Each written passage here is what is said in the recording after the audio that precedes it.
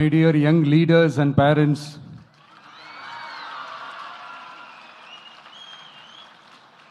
என் நெஞ்சில் குடியிருக்கும் உங்க எல்லாருக்கும் என்னுடைய வணக்கம் வணக்கம் வணக்கம் வணக்கம். Yes, young leaders and parents எல்லாரும் எப்படி இருக்கீங்க?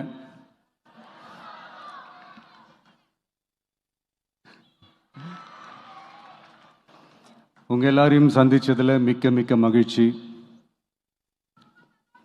Thank you thank you. Love you too. First of all, congratulations for your this beautiful achievements. படிப்பில் சாதிக்கணும் தான், படிப்பும் சாதனை தான், அதுதான் மறுக்கலை. பட் அதுக்காக பர்டிகுலராக ஒரே ஒரு படிப்பில் மட்டும் நம்ம அச்சீவ் பண்ணியே ஆகணும் அப்படின்னு நினைக்கிறது ஒன்றும் சாதனை கிடையாது. ஒரே விஷயத்தை பற்றி திரும்ப திரும்ப யோசித்து உங்கள் ஆங்ஸைட்டியை ஏற்றிக்காதீங்க. அவ்வளோ ஸ்ட்ரெஸ்ஃபுல் ஆக வேண்டிய அவசியம்லாம் ஒன்றுமே கிடையாது. இது நான் ஏன் சொல்கிறேன்னா, நீட்டு மட்டும் தான் உலகமா?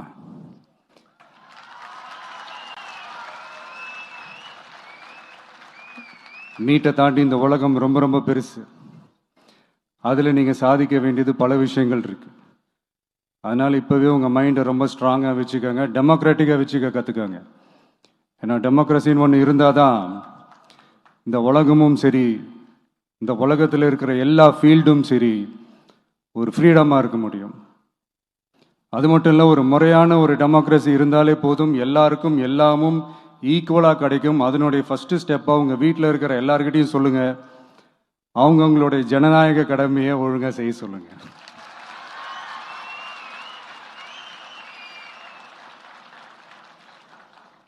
ஜனநாயக கடமையை சரியாக செய்கிறதுனா அது ஒன்றும் பெரிய ஒரு விஷயம்லாம் கிடையாது, சாதாரணமான விஷயந்தான். நல்லவங்க, நம்பிக்கையானவங்க, இது வரைக்கும் ஊழலே செய்யாதவங்க யாருன்னு பார்த்து தேர்ந்தெடுக்க சொல்லுங்க. அவ்வளோதான், ஆஸ் சிம்பிள் அஸ் தட். அதுதான் அந்த கடமை.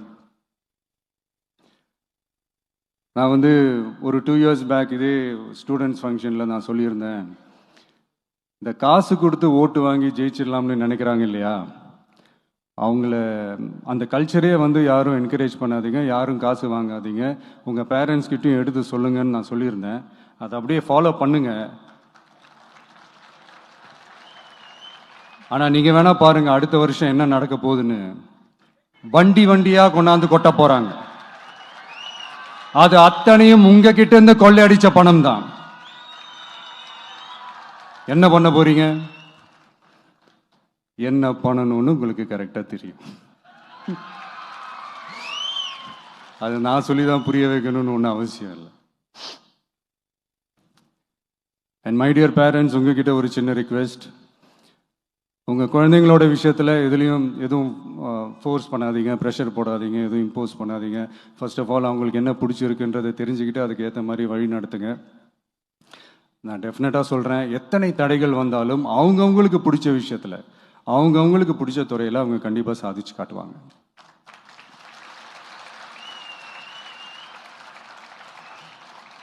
அண்ட் இன்னொரு முக்கியமான விஷயம் உங்ககிட்ட நான் ஷேர் பண்ணணும்னு நினச்சது என்னென்னா, இந்த சாதி மதத்தை வச்சு இந்த பிரிவினை வளர்க்கிற அந்த சிந்தனை பக்கமே போயிடாதீங்க. அந்த சிந்தனை உங்களையோ இல்லை உங்கள் மைண்டையோ டிஸ்டர்ப் பண்ணுற அளவுக்கு அதை அலோவ் பண்ணவே பண்ணாதீங்க. விவசாயிகள் என்ன சாதி மதம் பார்த்தா பொருளை விளைய வைக்கிறாங்க? தொழிலாளர்கள் என்ன சாதி மதம் பார்த்தா பொருளை உற்பத்தியில் ஈடுபடுறாங்க? இவ்வளோ ஏன் இயற்கை அம்சங்களான வெயில் மழையில் சாதி இருக்கா, மதம் இருக்கா? எப்படி இந்த போதை பொருட்களை எப்படி நம்ம அறவே ஒதுக்கி வைக்கிறோமோ, அதே மாதிரி இந்த சாதி மதத்தையும் ரொம்ப ஸ்ட்ரிக்டாக தூரமாக, எவ்வளோக்கு எவ்வளோ தூரமாக அதை ஒதுக்கி வைக்கிறீங்களோ அவ்வளோக்கு அவ்வளோ அதை தூரமாக ஒதுக்கி வச்சுருங்க. அதுதான் எல்லாருக்குமே நல்லது. ஏன்னா இப்போ ரீசெண்ட் டைமில் பார்த்தீங்கன்னா, தந்தை பெரியார் அவர்களுக்கே சாதி சாயம் பூச ட்ரை பண்ணுறாங்க. ஒன்றிய சிவில் சர்வீஸ் எக்ஸாமில் கூட சாதி சாயம் பூசுற மாதிரி ஒரு கேள்வி ஒன்று கேட்டு வச்சிருக்கிறாங்க. இதையெல்லாம் வன்மையாக கண்டிக்கிறோம்.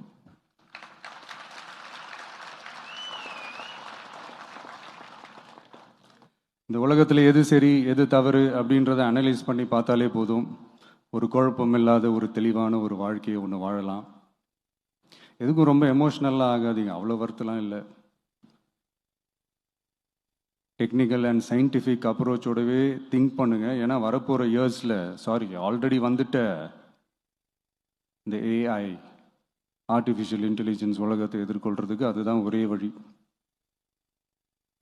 The sky is vast and wide and you have strong wings. So feel free to fly like a bird with courage, conviction and confidence.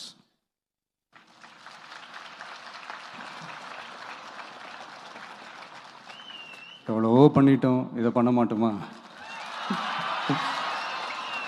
எவ்வளவோ பார்த்துட்டோம், இதை பார்க்க மாட்டோமா அப்படின்ற அந்த பாசிட்டிவ் நோட்டோடவே ட்ராவல் பண்ணுங்க. கான்ஃபிடென்ட்டாக இருங்க, நல்லதே நடக்கும், வெற்றி நிச்சயம்.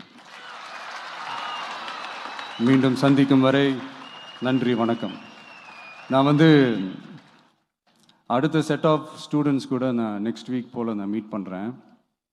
ஸோ அவங்களுக்கும் சேர்த்து இன்றைக்கி நான் பேசினதாகவே இருக்கட்டும். ஏன்னா ஒவ்வொரு வாட்டி இந்த மாதிரி நான் அட்வைஸ் பண்ணிகிட்டு இருந்தேன்னா நல்லா இருக்காது, உங்களுக்கும் போர் அடிச்சிடும்.